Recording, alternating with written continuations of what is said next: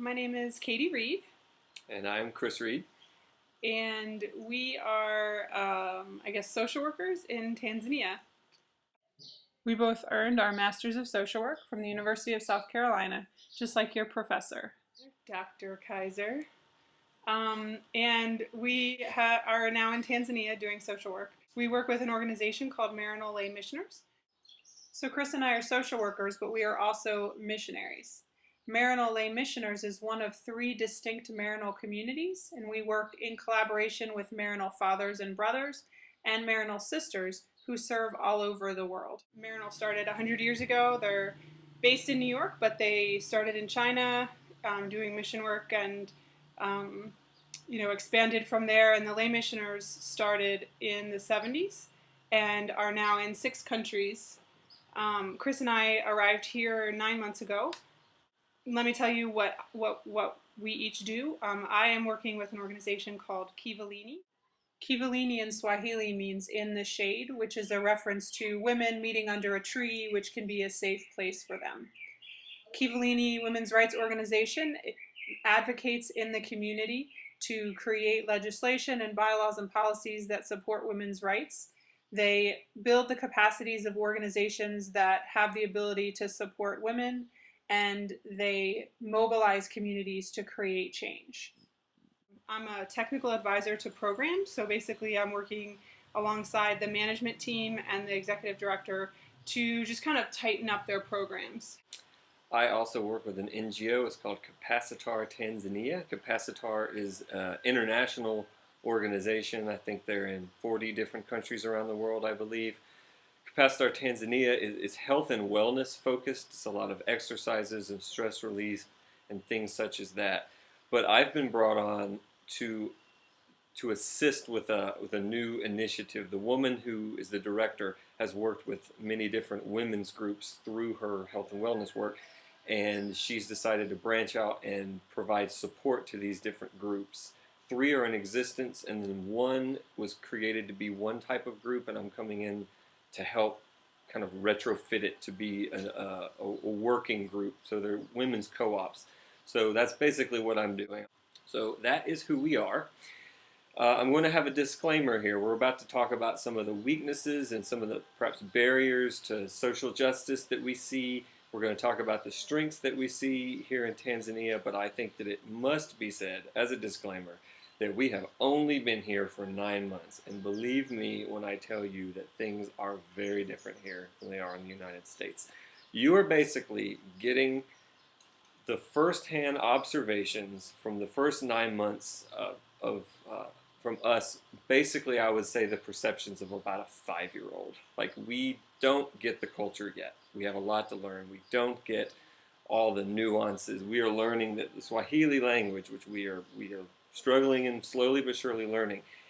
There's so much nuance in just the way that you say things, and we can't even begin to understand that. So that's our disclaimer. You're basically, it'd be like asking a 5-year-old to explain the social justice issues of the United States. So we're 5-year-olds, but with master's degrees, so we got a little bit of something going on. That being said, too, we work with a community here, and there are lay missioners and priests that have been in Tanzania, some of them as long as 35 years. So we're building on the history here, and they know a lot more than we do. So we hear things from them as well. So we've pulled from what little we know from the 9 months, as well as their information as well.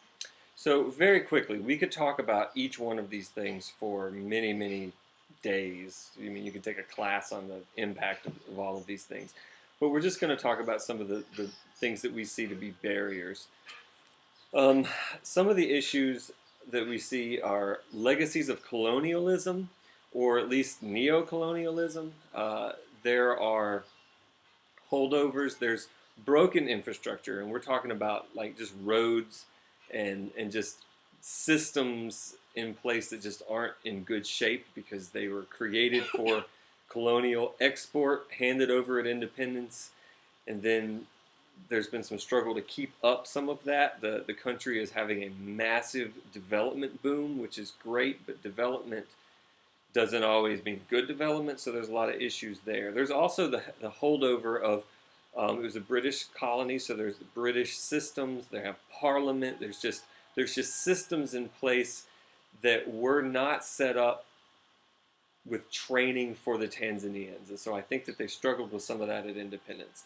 There's also a legacy of socialism. The country, when it got independence, embarked on a big socialist push and remained that way for many decades. It did not work for various reasons, but I think one of the main issues is there's a there's a mindset of dependency both from colonialism and socialism, that there will be handouts, that people will take care of you, and it has shifted to a capitalist system for better for worse. That's that's an issue, that there's a lot of people that expect that everything will be taken care of, and that's not the case. There are issues of corruption and bribery, and that is in government, in religion, in NGOs. Anywhere that there is the movement of money, there is an issue of corruption, and that's just the reality. I think that's across the African continent. It's a problem, but we see it here for sure. Education system is broken. You have people that go only through. I work with a group of women, and I don't think anyone in the group was beyond 7th grade education. 7th grade tends to be a cutoff. There's a test you have to get into high school. If you get educated through high school, that's great. If you get educated through college, that's great. But the education system is broken, so even if you have a college degree, it does not necessarily mean that you have a great education. It's a sad truth. No sustainable development. That's another thing. They have a lot of resources. There's a lot that could be done here, but things are done cheaply because there's not a lot of money. Things are done cheaply. Things are often done poorly. Things are done to get money without long-term development in thought. So you have China. China is buying up tons and tons of resources here, and so the resources that could be used within the country to develop the country tend to be sold off and just exported to other places. So that's the language, the sustainable development issues there. I'd also say that IMF and World Bank policies coming out of socialism were enacted, and those probably did a lot of damage that's still hitting as well. So again, we could talk about all of those. They're all interconnected. But that being said, we are social workers, so we also want to look at the strengths. And Tanzania has a lot of strengths. They have a ton of resources, a ton of natural resources, and with all of these strengths, there's always a downside. The natural resources are not being utilized, but it's for the Tanzanians' benefit. But if they could just harness their natural resources, they really could, I think, enter the global economy. So that's one strength that they have. This country is very peaceful. It's relatively democratic. If you compare it to the United States, it's not. But if you compare it to a lot of the other African countries right now, they've had peaceful elections, peaceful transitions of government. They're very religiously diverse, and the religions get along pretty well. They generally rotate, like Muslim leader one term for however, president, and then a Christian, and then a Muslim, and then a Christian. So they're also ethnically diverse as well, and the different tribes get along pretty well. Again, you have a little bit of conflict, but nothing like you would see in Kenya or some of the other countries across Africa. They also have national policies and initiatives to try to better their country. Now, a lot of them have no money or enforcement or anything like that, but at least it shows that the country recognizes some of the problems and they want to do things. They are trying to work towards achieving the Millennium Development Goals. They have signed the CEDAW, which is, you can tell me, Convention to Eliminate All Forms of Discrimination Against Women. UN. They have an national HIV/AIDS policy. They have sexual violence laws. They've outlawed female genital mutilation, although it's still done. It is technically against the law. So these are some of the things that if harnessed correctly, we really think could help the Tanzanians as a country, on a large scale.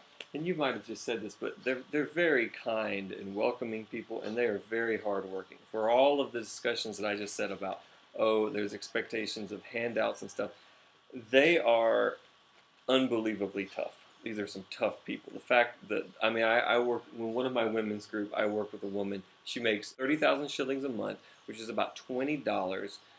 She works 7 days a week from morning to night, and she lives in a one-room house with 11 people. And she was so happy and so welcoming and so happy to see me. That that is across the board. These are some very hardworking people. And these are sort of broad, obviously broad stereotypes, but as a culture, Tanzanians are very generous and very optimistic. And one more thing to say, we are in what is called, with the heart of Sukuma land. Sukuma is the largest ethnic group. I think they make up about 30% of the population. There's 126 ethnic groups in Tanzania. Sukuma is by far the largest. So really all of our observations are about the Sukuma people. There could be a lot of variation if you get to other parts of the country, but from where we are, this is what we're seeing. So, just again, very briefly, to talk a little bit about our approach towards working in Tanzania.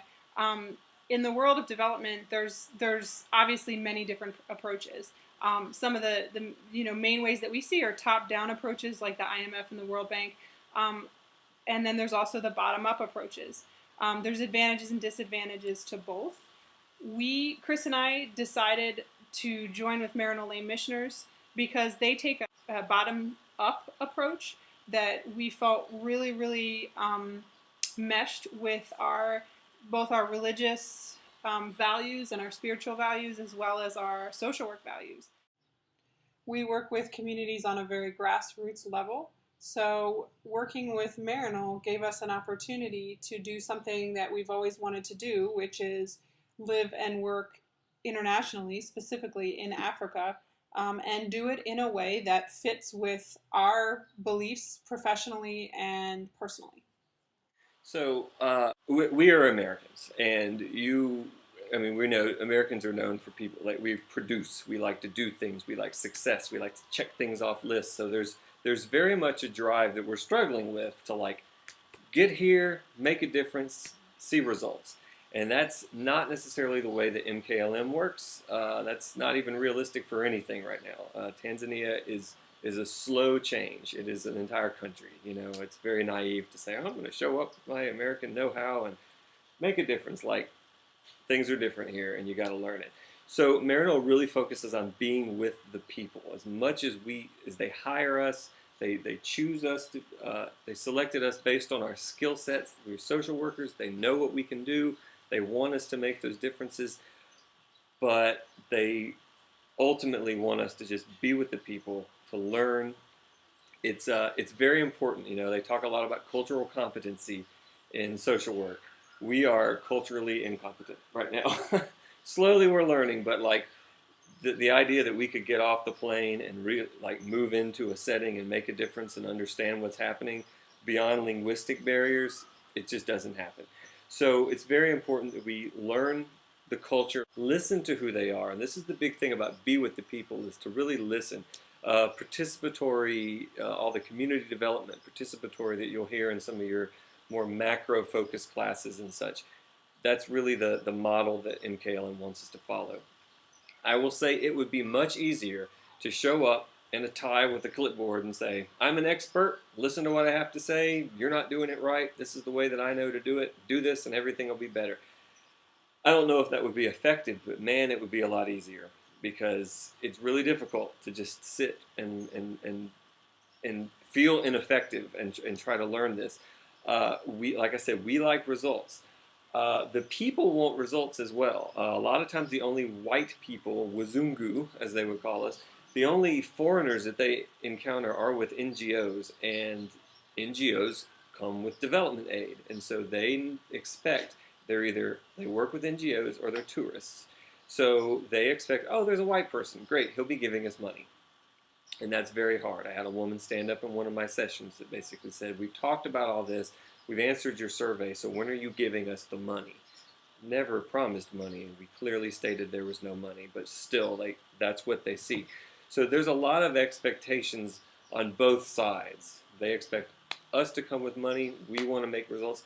It's just a slow process, but I think it's the best process. It's hard, but we really want to have sustainable development. If we come in with a great sounding idea and people do it and we leave and they stop, that's not sustainable at all. So we're really working with people to make a difference. As difficult and as slow, as much of a slog as that can be some days, it's the best way to do it. And MKLM really focuses on that.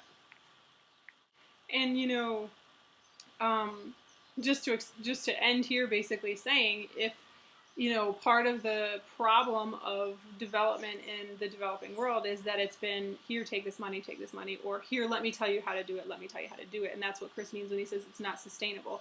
You have to look at the culture, you have to understand the history, you have to understand how things work, because especially in Tanzania, people are eager for change. They want to have change. They want to be educated. They want to provide for their families. So they'll do what you say, because there's also this idea that they don't know better, that they don't have the inherent capacity to change themselves. And so that's what we're working towards, empowering them using our social work skills, but helping them to understand that their culture and their capacity is enough. Yes, they need aid. Yes, they need help. Yes, they need education. But to have it come from the ground up. There does need to be things from the top down as well.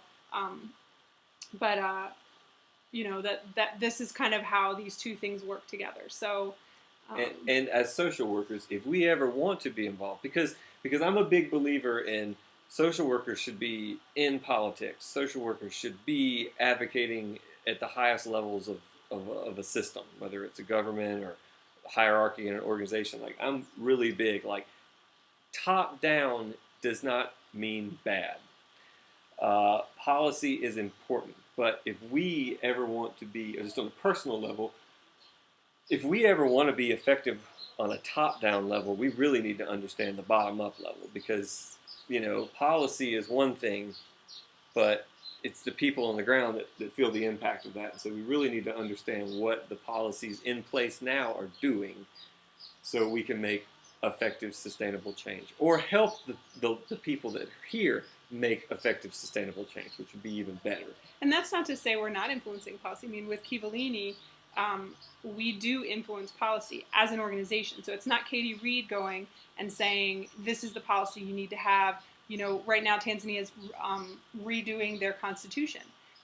We want, as an organization, the people on the ground to have an understanding and input on what their new constitution will look like. Right now, it's not even translated into Swahili. People are uneducated. They have no idea what it says. So what are we doing? Well, we're going to go out and tell the people what it says, ask them what they want, and then use the organization's influence, not my influence. And I'm not the one going. I'm helping brainstorm and those kinds of things. So anyway, this is the long and the short of what we're doing. So if you're interested in knowing more about what we're doing, you're welcome to check out Kivulini's website. I believe it's just kivulini.org, KIVULINI.org, or Maryknoll Lay Missioners website, MARYKNOLL.org. So we wish you good luck in your future studies. And yeah, Karibu Tanzania.